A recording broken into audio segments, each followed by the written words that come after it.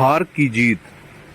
माँ को अपने बेटे, साहूकार को अपने देनदार और किसान को अपने लहलहाते खेत देखकर जो आनंद आता है, वही आनंद बाबा भारती को अपना घोड़ा देखकर आता था।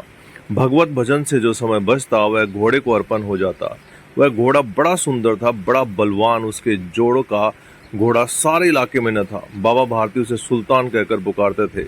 अपने हाथ से खरहरा करते, खुद दाना खिलाते और देख देख कर प्रसन्न होते। ऐसे लगन, ऐसे प्यार, ऐसे स्नेह से कोई सच्चा प्रेमी अपने प्यारे को भी न चाहता होगा। उन्होंने अपना सब कुछ छोड़ दिया था, रुपया, माल, असबाब, जमीन, यहाँ तक कि उन्हें नागरिक जीवन से भी घृणा थी।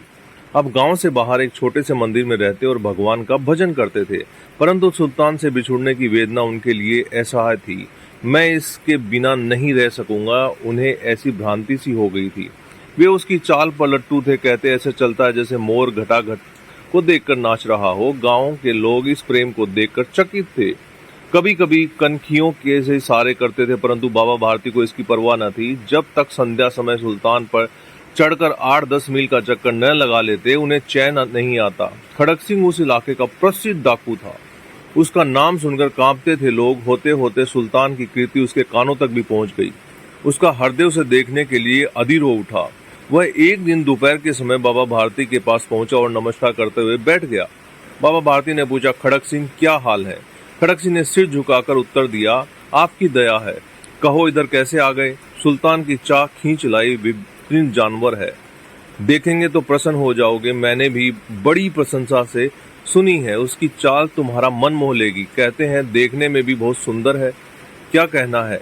जो उसे एक बार देख लेता है उसके हृदय पर उसकी छवि अंकित हो जाती है। बहुत दिनों से अभिलाषा थी, आज उपस्थित हो सकता हूँ। बाबा और खड़क सिंह दोनों अस्तबल में पहुंचे। बाबा ने घोड़ा दिखाकर घमंड से, खड़क सिंह ने घोड़ा देखकर आश्चर्य से। उसने सैकड़ों घोड़े देखे थे, परंतु ऐसा बांका घोड़ा उसकी आंखों से कभी न गुजरा था।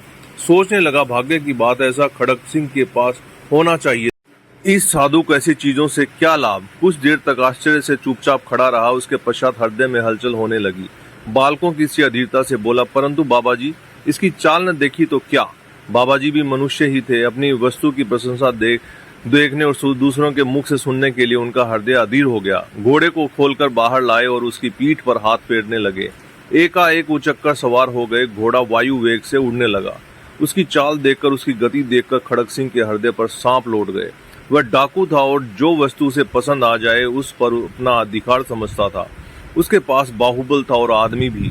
जाते जाते उसने कहा, बाबा जी, मैं यह घोड़ा आपके पास न रहने दूंगा। बाबा भारती डर गए।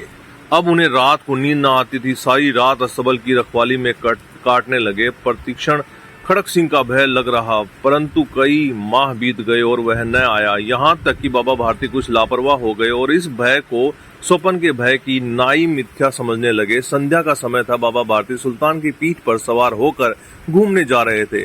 इस समय उनकी आंखों में चमक थी, मुख पर प्रसन्नता थी। कभी घोड़े के शरीर को देखते, कभी उसके रंग को, और मन में फूले न समाते थे। सहसा ही एक ओर से आवाज आई, ओ बाबा, इस कंगले की सुनते जाना। आवाज में करुणा थी। बाबा ने घोड़े को रोक लिया। देखा, एक अपाहिज वृक्ष की छाया में पड़ा करा रहा था। बोले, क्यों, तुम्हें क्या कष्ट है? अपाहिज ने हाथ जोड़कर कहा, बाबा, मैं दुखियारा हूँ, मुझ पर दया करो। रामावाला यहाँ से 3 मील है, मुझे वहाँ जाना है। घोड़े पर चढ़ा लो, परमात्मा भला करेगा। वहाँ तुम्हारा कौन है? दुर्गादत्त वैद्य का नाम आपने सुना होगा, उनका सौतेला भाई हूँ। बाबा भारती ने घोड़े से उतरकर अपाहिज को घोड़े पर सवार किया। समय उसकी लगाम पकड़कर धीरे धीरे चलने लगे। सहसा उन्हें एक झटका सा लगा और लगाम हाथ से छूट गई। उनके आश्चर्य का ठिकाना ना रहा जब उन्होंने देखा कि अपाहिज घोड़े की पीठ पर तनकर बैठा और घोड़े को दौड़ाए लिए जा रहा है। उनके मुख से भय, विस्मय और निराशा से मिली हुई चीख निकली।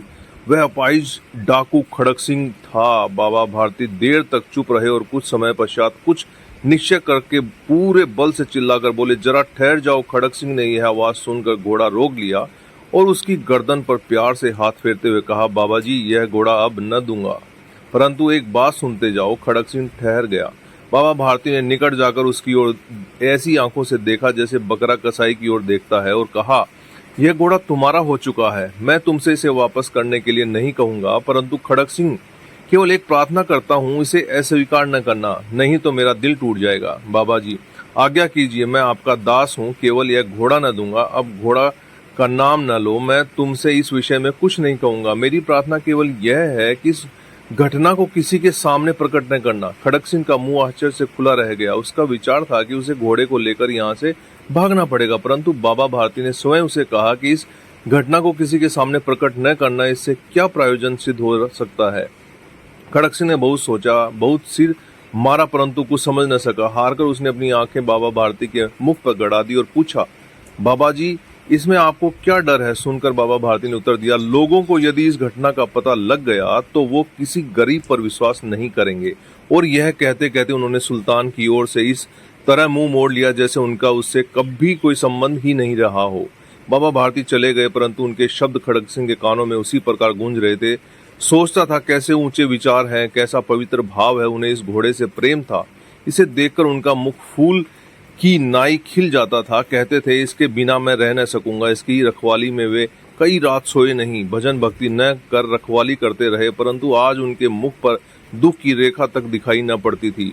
उन्हें केवल यह ख्याल था कि कहीं लोग गरीब पर विश्वास करना न छोड़ दें। उन्होंने अपनी नीज की हानि को मनुष्यत की हानि पर न्यौछावर कर दिया। ऐसा मनुष्य नहीं देवता है। रात्रि के अंधकार में खड़क सिंह बाबा भारती के मंदिर पहुंचा। चारों ओर सन्नाटा था, आकाश पर तारे टिमटिमा रहे थे, थोड़ी दूर पर गांव के कुत्ते भौंक रहे थे।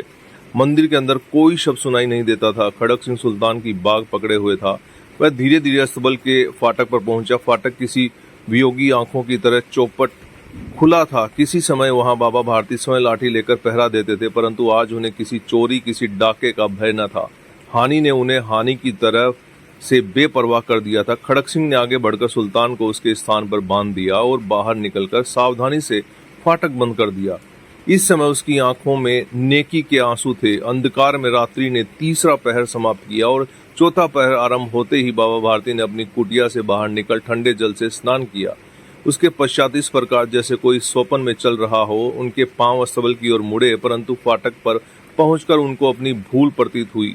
साथ ही घोर निराशा ने पांवों को मन भर का भारी बना दिया। वे वहीं रुक गए। घोड़े ने स्वाभाविक मेघा से अपने स्वामी के पांवों की चाप को पहचान लिया और जोर से हिनहिनाया।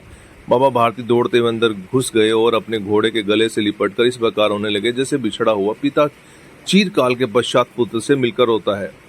बार बार उसकी पीठ पर हाथ फेरते, बार बार उसके मुंह पर थपथपियां देते और कहते थे, अब कोई गरीबों की सहायता से मुंह न मोड़ेगा। थोड़ी देर बाद जब वह अस्तबल से बाहर निकले तो उनकी आंखों से आंसू बह रहे थे। ये आंसू उसी भूमि पर ठीक उसी जगह गिरे थे जहां बाहर निकलने के बाद खड़क सिंह खड़ा रोया था। दोनों के आंसुओं का उसी भूमि की मिट्टी पर परस्पर मिलाप हो गया। तो दोस्तों, ये आपको कैसा लगा नीचे कमेंट करके बताइए।